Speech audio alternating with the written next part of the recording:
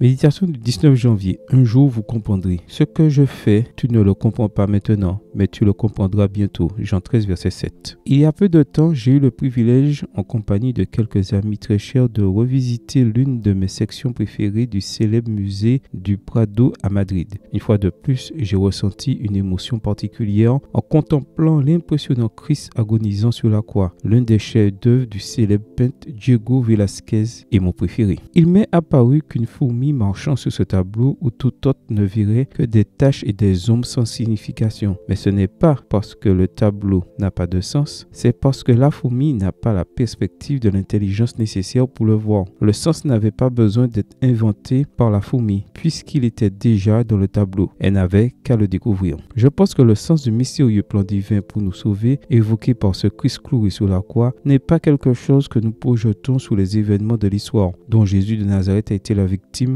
protagoniste. C'est quelque chose qui est au-dessus et au-delà des événements observables, même si, comme la fourmi, nous ne les voyons que comme une partie d'une énigme. Le monde est enveloppé de mystères que, comme Pierre, que nous ne saisissons que partiellement. Il nous faut du temps et de la réflexion pour nous y plonger. Comme la fourmi, nous aurions beaucoup de mal à l'expliquer. L'être humain n'est capable de saisir qu'une partie de l'image du plan du salut. Nous devons faire confiance à l'auteur de cette grande œuvre et accepter avec l'aide de la foi que ce qui nous semble chaotique et absurde a un sens. L'être humain, doué d'intelligence, est capable de chercher la vérité dans ce qu'il ne comprend pas. Il n'est pas comme cette fourmi qui a beau parcourir le tableau de Velázquez et ne l'appréciera jamais. Dotés de raison et de volonté, nous pouvons, si nous le voulons, chercher le sens de notre vie avant de prétendre qu'elle n'en a pas. Jésus a demandé à Pierre d'avoir la patience de comprendre plus tard ce qu'il n'était pas capable de comprendre à ce moment-là. Et Pierre a si bien réussi à comprendre le sens des enseignements de son maître que, plus tard dans ses écrits, il nous a exhortés